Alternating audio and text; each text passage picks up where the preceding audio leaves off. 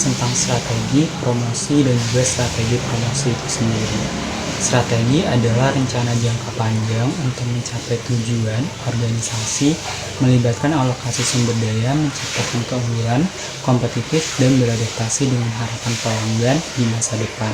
Sedangkan promosi adalah kegiatan komunikasi persuasif yang dilakukan perusahaan untuk mendorong pembelian produk melalui berbagai cara seperti periklanan, pameran, dan demonstrasi guna menciptakan pertukaran dalam pemasaran. Dapat disimpulkan, strategi promosi adalah rencana jangka panjang yang melibatkan alokasi sumber daya untuk mengomunikasikan nilai produk kepada konsumen sasaran melalui berbagai cara persuasif seperti periklanan, pemasaran, dan demonstrasi guna menciptakan keunggulan kompetitif dan mendorong pembelian sekaligus beradaptasi dengan harapan pelanggan di masa depan. Bisa disimpulkan juga, strategi promosi adalah perencanaan terpadu berbagai bauran promosi untuk mempengaruhi permintaan produk dan mencapai sasaran perusahaan dengan memberikan nilai kepada konsumennya. Pengertian dari bauran promosi adalah suatu alat yang digunakan untuk mengenalkan produk, baik barang maupun jasa, untuk mempengaruhi konsumen agar tertarik dan mau membeli produk yang ditawarkan perusahaan. Komponen bauran promosi yang pertama ada periklanan. Periklanan adalah bentuk komunikasi non-personal mengenai suatu organisasi atau perusahaan, produk barang, jasa, atau ide yang dibayarkan oleh satu sponsor. Keuntungan dengan menggunakan iklan adalah jangkauannya luas serta mampu meraih khalayak banyak. Kedua, ada penjualan pribadi. Penjualan pribadi adalah suatu kegiatan promosi yang dilakukan melalui cara berinteraksi secara langsung dengan calon konsumen. Melakukan promosi dengan personal selling dapat menjadi alternatif untuk menghasilkan transaksi penjualan serta membangun hubungan dengan konsumen. Dan yang ketiga, ada promosi penjual. Promosi penjual adalah suatu kegiatan yang dilakukan untuk mendorong keinginan membeli atau mencoba suatu produk maupun jasa. Tujuan promosi penjualan adalah untuk menarik konsumen membeli setiap produk yang ditawarkan. Selain itu, promosi penjualan juga digunakan untuk meningkatkan penjualan atau untuk meningkatkan jumlah pelanggan. Promosi penjualan tidak hanya ditujukan untuk konsumen saja, tetapi juga kepada perantara. Yang keempat ada publisitas. Publisitas adalah upaya yang dilakukan oleh suatu perusahaan agar bisa terlihat lebih dipercaya dan produknya terus diingat oleh masyarakat. Publisitas mempunyai peranan yang penting dalam membangun citra baik di mata masyarakat mengenai sebuah produk. Dan yang terakhir itu ada media interaktif. Dalam media interaktif, internet merupakan komponen utama, sehingga media interaktif bisa disebut dengan pemasaran online. Nah, selanjutnya fungsi dan manfaat strategi pemasaran atau promosi. Yang pertama, menarik perhatian konsumen. Promosi dapat menarik perhatian konsumen dengan memberikan informasi terkait produk atau jasa yang ditawarkan. Yang kedua, memberikan nilai tambah.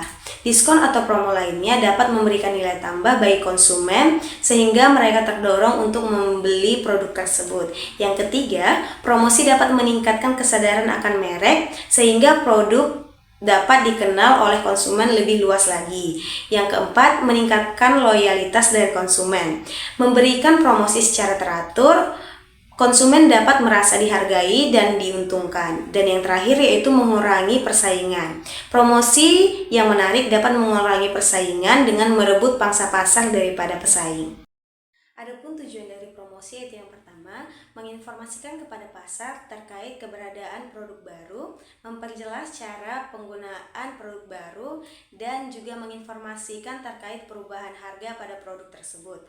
Yang kedua yaitu mengingatkan pembeli bahwa produksi barang tersebut dibutuhkan dalam waktu yang dekat, dan juga mengingatkan terkait tempat-tempat yang menjual produk perusahaan yang dipromosikan atau yang ditawarkan. Nah, hal ini menjaga agar ingatan pertama pembeli jatuh pada produk perusahaan yang ditawarkan. Yang ketiga yaitu membujuk. Seperti yang kita tahu, promosi itu bersifat persuasif yang dimana mengajak pembeli untuk membeli produk atau jasa yang dipromosikan. Periklanan. Menurut Basu Swata, periklanan adalah komunikasi non-individu dengan sejumlah biaya melalui berbagai media yang dilakukan oleh perusahaan, lembaga non-laba, serta individu. Periklanan bersifat menjangkau masyarakat luas atau massal, tidak pribadi tapi secara langsung dengan audien atau impersonal dan dapat menyampaikan gagasan secara meyakinkan dan menimbulkan efek yang dramatis. Fungsi periklanan. Yang pertama, memberi informasi. Periklanan dapat menambah nilai pada suatu barang dengan memberikan informasi kepada konsumen. Iklan dapat memberikan informasi lebih banyak daripada lainnya, baik tentang barangnya, harganya, ataupun informasi yang mempunyai kegunaan bagi konsumen. Yang kedua, membujuk atau mempengaruhi. Periklanan tidak hanya bersifat memberitahu saja, tetapi juga bersifat membujuk terutama kepada pembeli potensial dengan menyatakan bahwa suatu produk adalah lebih baik daripada produk lain. Yang ketiga, menciptakan kesan. Dengan sebuah iklan, orang akan mempunyai suatu kesan tertentu tentang apa yang akan diiklankan. Dalam hal ini, pemasangan iklan selalu berusaha untuk menciptakan iklan yang sebaik-baiknya. Yang keempat, memuaskan keinginan. Sebelum memilih dan membeli produk, kadang-kadang orang ingin memberitahu lebih dahulu. Sebagai contoh, mereka ingin mengetahui dulu tentang gizi, vitamin, dan harga pada suatu produk makanan yang paling baik untuk keluarganya. Yang kelima, periklanan merupakan alat komunikasi. Periklanan merupakan alat komunikasi. Periklanan merupakan suatu alat Yang kelima, periklanan merupakan alat komunikasi. Periklanan adalah suatu alat untuk membuka komunikasi. Yang kelima, periklanan merupakan alat komunikasi. Periklanan adalah suatu alat untuk membuka informasi dua arah antara penjual atau pembeli, sehingga keinginan mereka dapat terpenuhi dengan cara yang efisien dan efektif. Selanjutnya yaitu mengenai strategi media periklanan.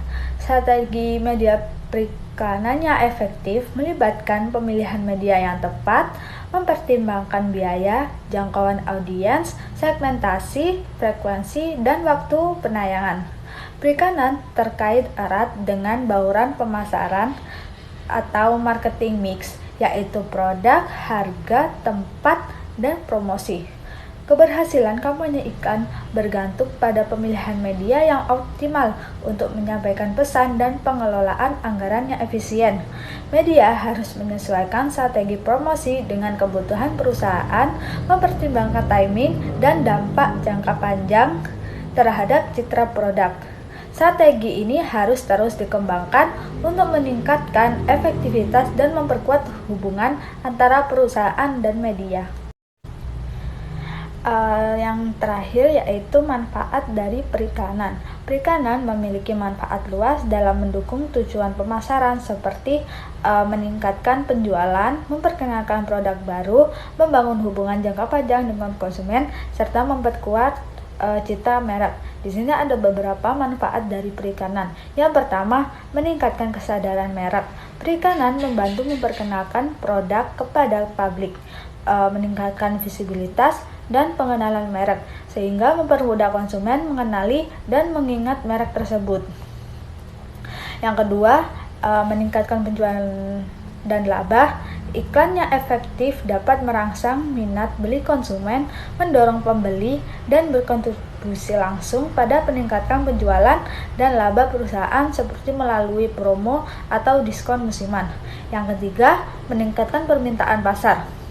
Periklanan dapat menciptakan permintaan dengan memberikan informasi relevan yang menarik minat konsumen untuk membeli produk. Dan yang keempat, menciptakan keinginan konsumen. Iklan yang menggugah emosi atau menawarkan nilai tambah dapat memotivasi konsumen untuk membeli, memenuhi kebutuhan atau keinginan mereka.